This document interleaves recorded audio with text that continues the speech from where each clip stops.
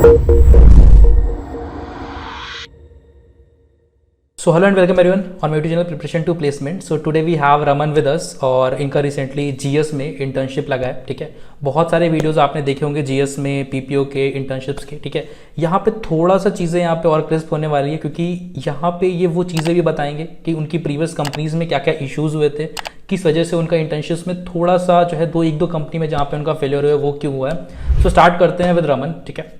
सो या रमन, तो पहले कौन कौन सी कंपनीज आपने किस किस कंपनीज में इंटरव्यूज वगैरह दिए थे इससे पहले, या ये फर्स्ट इंटरव्यू था, इससे पहले आपने कहाँ कहाँ पे एप्टी वगैरह दिए थे? Okay, so hello everyone, myself Raman. I am currently in third year and pursuing my BTech in Computer Science and Engineering.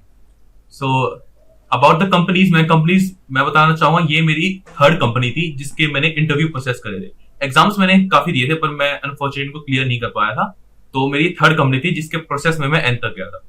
तो फर्स्ट कंपनी से स्टार्ट करते हैं। तो मेरी फर्स्ट कंपनी थी Atlassian, second moved on with Wells Fargo and the third one as you mention was Goldman Sachs in which I got my internship.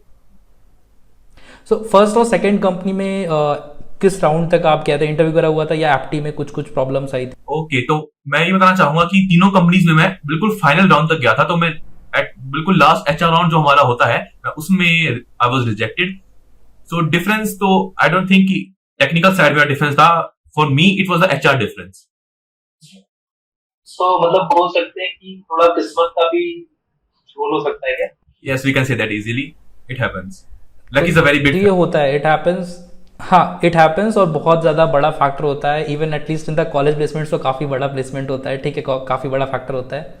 आपने काफ़ी सारे क्वेश्चन सॉल्व करे होंगे, आपका जीपी अच्छा होगा और फिर आप दो तीन कंपनी में तो बस यही सोचोगे कि मेरा हो क्यों नहीं रहा है, ठीक है। तो लक भी एक फैक्टर होता है, बस आपको वेट करना है, right time, right opportunity, right coordinates का प्लेसमेंट तो मिलेगा, ठीक है। सो स्टार्ट करते हैं गोल्डमैन के इंटर्नशिप, कैसा क्या प्रोसेस था, तो कितने नंबर ऑफ राउंड्स थे और ओके, तो प्रोसेस स्टार्ट हुआ था हमारे फर्स्ट कोडिंग राउंड से। तो हमारे कोडिंग राउंड हुआ था, ये ऑनलाइन मोड में था। हमारे पास एक लिंक भेजा गया था तो हमें वहां पे सोल्व करना था। तो सेक्शंस के बारे में बताना चाहूंगा, तो उसमें नंबर ऑफ कोडिंग क्वेश्चंस हमें दो देखने को मिले थे। दो कोडिंग क्वेश्चंस थे, इजी टू मीडियम उनका लेवल था। मूविंग ऑन, हमारे पास एप्टीट्यूड सेक्शन था। तो एप्टीट्यूड सेक्शन के भी हमारे डिफरेंट पार्ट्स थे। तो एप्टीट्यूड सेक्शन में टू सब पार्ट्स थे। एक फर्स्ट सब पार्ट था रीजनिंग, प्रोबेबिलिटी, स्टैट्स, मैथ से रिलेटेड, ये हमारा पार्ट था एप्टीट्यूड का। सेकंड पार्ट था हमारे पास कंप्यूटर साइंस रिलेटेड एप्टीट्यूड, कि उस पे क्वेश्चंस, कंप्यूटर साइंस के जो फंडामेंटल्स होते हैं उन पे बेस्ड हमें क्वेश्चंस यहाँ पे मिले थे। तो ये एप्टीट्यूड कवर था। उसके बाद एक सब्जेक्टिव सेक्शंस भी था जिसमें टू क्वेश्चंस मिले थे, दोनों एचआर बेस्ड क्वेश्चन बोल सकते हैं हम उन्हें, कि इस सिचुएशन में अगर तुम हो तो how will you react and what will you do in such situations. Right. So एक ये बहुत इंपॉर्टेंट पॉइंट है, मतलब जब कैंपस में आती है ना कंपनी तो लोगों को लगता है यार कोडिंग क्वेश्चन फोड़ दिया मतलब हो गया, ठीक है। और इनिशियली कैंपस में अगर मैं बात करूँ तो गोल्डमैन सैक्स बहुत स्टार्टिंग में ही जाती है कैंपस में, ठीक है। तो बंदे ने 2 या 3 कंपनी से पहले दे रखी होती हैं, उसको आइडिया भी नहीं होता है कि एप्टीट्यूड कैसे क्या होता है, ठीक है। तो वो क्या करते हैं, कोडिंग क्वेश्चन ज़्यादा फोकस करते हैं, सोचते हैं कि ये जो 2 क्वेश्चन है ना सिचुएशन बेस्ड, वो छोड़ देते हैं। और आई हैव सीन इट कि लोगों ने कोडिंग क्वेश्चंस करे हैं, 2 कोडिंग क्वेश्चंस करे हैं, ठीक है, और उन्होंने सिर्फ ये सिचुएशन बेस्ड वाले क्वेश्चन छोड़ दिए और उनका नहीं हुआ, और जिन्होंने सिर्फ सिचुएशन बेस्ड करे थे और एमसीक्यूज करे थे उनका हो गया। सो ओवरऑल ये चीज़ होती है कि आपको हर एक उससे करना है। अगर आपका एप्टीट्यूड राउंड है, ठीक है, तो एप्टी के जो क्वेश्चंस हो गए, आपके कोडिंग के जो क्वेश्चंस हो गए, आपके जो सिचुएशन बेस्ड क्वेश्चन हो गए, तो ट्राई करना है कि आप मैक्सिमम ऑप्शन से मैक्सिमम चीज़ें अटेम्प्ट करो, ठीक है। ये नहीं करना है कि सिर्फ कोडिंग अटेम्प्ट करा बाकी छोड़ दिए। सो एक यार रमन, बहुत ज़्यादा लोग पूछते हैं, ठीक है, बहुत ज़्यादा मैंने वीडियोस में भी लोगों ने कमेंट वगैरह करा कि मैथमेटिक्स कहाँ से पढ़े, क्योंकि इसकी मैथमेटिक्स काफ़ी टफ होती है, ठीक है। सो आपने कहीं से तैयारी करी थी या मतलब ऐसे दे दिया? तो अपना एक्सपीरियंस शेयर करूंगा। मैंने ऐसे स्पेसिफिकली ऐसा कुछ करा नहीं था कि मैं जीएस के एप्टीट्यूड के तैयारी करूं। तो क्वेश्चंस का भी लेवल बताऊंगा, जैसे ये काफी है कि बहुत ही ज्यादा हाई लेवल है। ऐसा कुछ नहीं है जो हमारा जेई लेवल है ना, एग्जैक्ट जस्ट जेई लेवल की तुम रिवाइज कर लो कॉन्सेप्ट्स को, मोर देन इनफ, ठीक है। और लगभग सेम पैटर्न फॉलो होता है जब ऑफ कैंपस अप्लाई करते हो। ये जो इंजीनियरिंग कैंपस हायर और ये जो 2 आते हैं उनके इंटर्नशिप और फुल टाइम रोल के लिए जो हर ईयर आते हैं, ठीक है।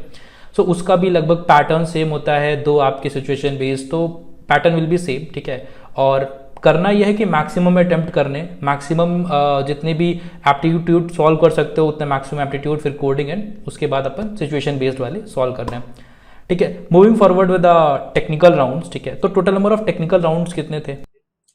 ओके, तो ये थोड़ा इसका गवर्नमेंट सेक्शन थोड़ा डिफरेंट था। तो लकीली मैं after my second round I was selected, पर कुछ स्टूडेंट्स के हमें 3 राउंड्स देखने को मिले थे, 3 to 4। तो टेक्निकल राउंड्स 2 हुए थे एंड 1 HR। ठीक है।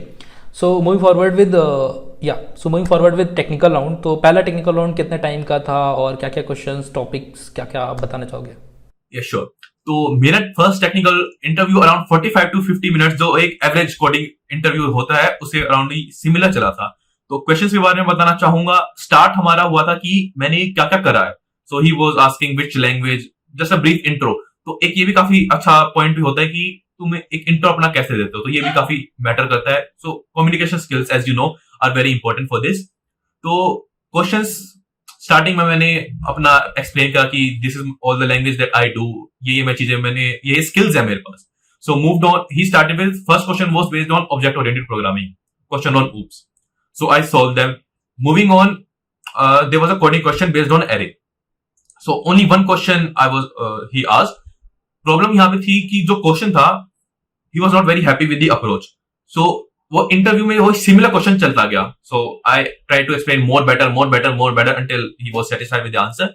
सो after each step he was asking इससे बेटर टाइम कॉम्प्लेक्सिटी। और वो काफ़ी अच्छी अप्रोच भी होती है एक्चुअली देखा जाए तो। अगर मतलब आप सीधा ऑप्टिमाइज बता दोगे, ठीक है, मतलब I know one of my senior, ठीक है, तो उन्होंने काफ़ी सारी अच्छी तैयारी कर रखी थी, ठीक है, इंटर्नशिप्स का ही एक्सपीरियंस है वो। तो उन्होंने फर्स्ट टाइम में ऑप्टिमाइज बता दिया, ठीक है। देन यू नो, तो इनिशियली जब नेक्स्ट क्वेश्चन उसने पूछा ना, तो उसने बोला ये सॉल्व किए हो क्या? तो फिर उसके बाद वो क्वेश्चन पूछना भी बंद कर देते जब उनको लगता है कि यार क्वेश्चन तो आता ही है, ये बंदा सॉल्व कर चुका है, ठीक है।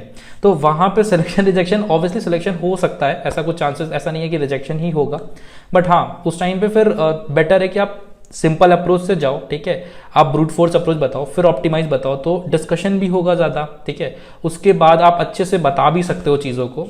तो ये होता है। बाकी इसमें पजल्स वगैरह कुछ नहीं थे क्या? यस, गवर्नमेंट सेक्स में यहाँ भी डिफरेंट आता है कि पजल्स पे बेस्ड क्वेश्चन होते हैं। तो मुझसे 2 पजल्स पूछी गई थी।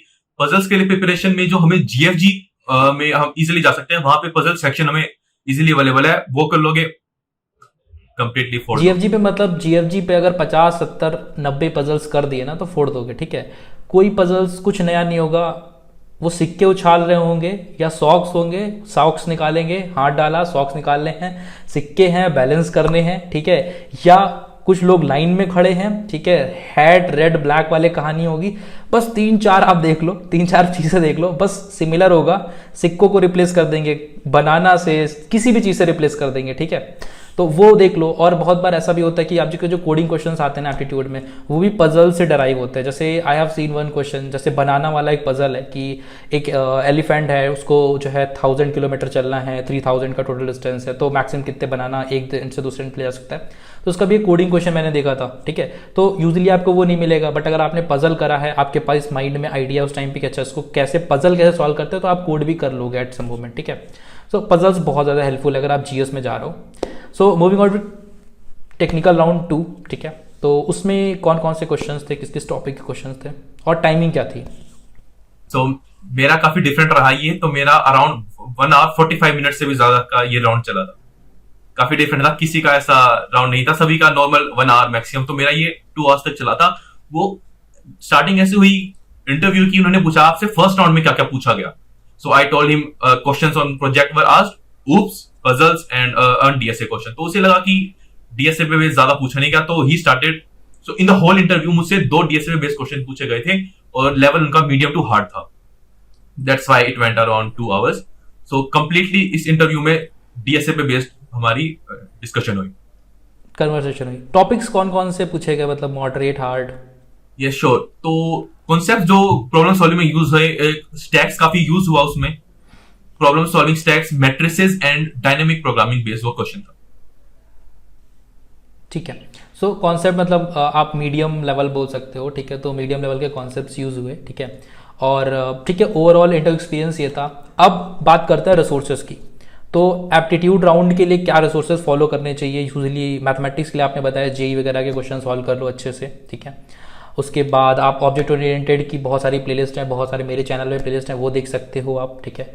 उसके अलावा ऊप्स में मतलब इतना ज़्यादा आप बोलो तो बहुत ज़्यादा कॉम्प्लेक्स भी नहीं आता है, बट हाँ ऊप्स शुड बी इंपॉर्टेंट, ठीक है। आप अगर जीएस नहीं भी टारगेट कर रहे हो, आप किसी भी कंपनी को टारगेट कर रहे हो, आप 5 लाख की कंपनी टारगेट कर रहे हो, आप 50 लाख की कंपनी टारगेट कर रहे हो, ऊप्स तो पूछा ही जाएगा, ठीक है। तो वो आपको पक्के से टारगेट करना है। डीएसए आप सिंपल पहले क्लासिक क्वेश्चंस मतलब मेरे हिसाब से जाना चाहिए। और टॉपिक्स क्या क्या आप मेंशन करना चाहोगे रमन ओवरऑल पूरे कंप्लीट इंटरव्यू प्रोसेस के लिए डीएसए के? सो टॉपिक स्पेसिफिक मैं बोलना नहीं चाहूंगा, आपको डीएसए कंप्लीटली आना ही चाहिए। ट्रीज, ग्राफ्स, क्योंकि कुछ नहीं पता होता कि कब आपसे एरे, स्ट्रिंग, किसी में भी क्वेश्चन पूछा है। और जैसे लक तो सबका ही खराब होता है, तो हमेशा क्वेश्चन वही पूछा जाएगा जो तुमने नहीं करा होगा, आई गेस। तो हाँ हो सकता है, पॉसिबल है। तो डीएसए तो मतलब सभी कर सकते हैं, इसे ऐसा कोई बड़ी बात नहीं है। तो आई गेस कि सभी डीएसए तो तुम्हें बिल्कुल टिप्स में आना चाहिए।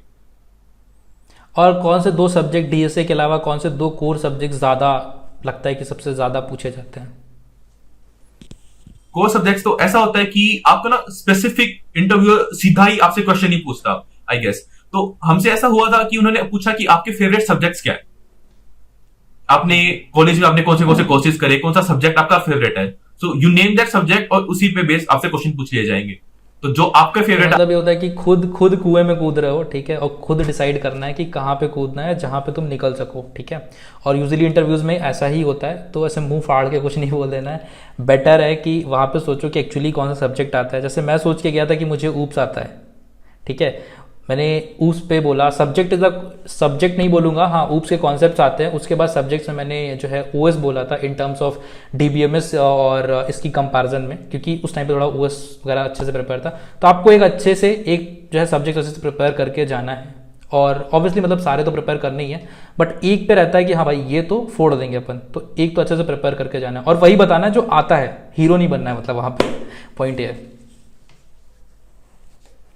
राइट। सो रमन ठीक है, मतलब सारे इंटरव्यू राउंड्स हो गए। सो अब कभी ज्वाइन करने वाले हो आप? लाइक पीपीओ वगैरह की कुछ प्लेसमेंट की कुछ सोचा है क्या, मतलब पीपीओ वगैरह लेना है? ओके, तो जैसे गोल्डमैन सैक्स मैंने काफी सर्च करा है, तो it is a very good company. So as for my internship there will be starting next year in the summer, so it is a summer internship. So in my next year summer around May June I will be joining Goldman सैक्स। तो PPO का कुछ सोचा है क्या, या PPO ले के ही आना है? मतलब क्योंकि जीएस में पीपीओ का रेट भी काफ़ी हाई होता है, मैंने देखा है। तो yes, so that is my goal currently कि लेके ही आना है। और कॉर्पोरेट से क्या एक्सपेक्ट करते हो? मतलब अभी तुम तो अभी as a intern, you will be joining as a intern, ठीक है। देन फिर एफटी, ठीक है, नहीं इधर तो कहीं, ठीक है, कहीं ना कहीं तो हो जाएगा। तो क्या कॉर्पोरेट में मतलब लॉन्ग टर्म में सोचा है या कुछ आगे है कि भाई कुछ और भी करेंगे? नहीं, currently I think this is the right career choice for me, the corporate world. And I will like कि हम कॉलेज में तो काफी बहुत ही ज्यादा थ्योरी हो चुकी है। I really want some practical stuff like that will be implemented in the real life. So currently, I think this is my career path, move in the corporate world. So this is also my, what I'm expecting from GS. A very good life there. Right. Okay. So thank you Raman for sharing your interview. It was a very good experience talking to you और बहुत अच्छे से आपने अपना interview मुझे बताया, ठीक है। सो मिलते हैं नेक्स्ट वीडियो में। Pleasure is all mine. Thank you. Okay Raman, thank you.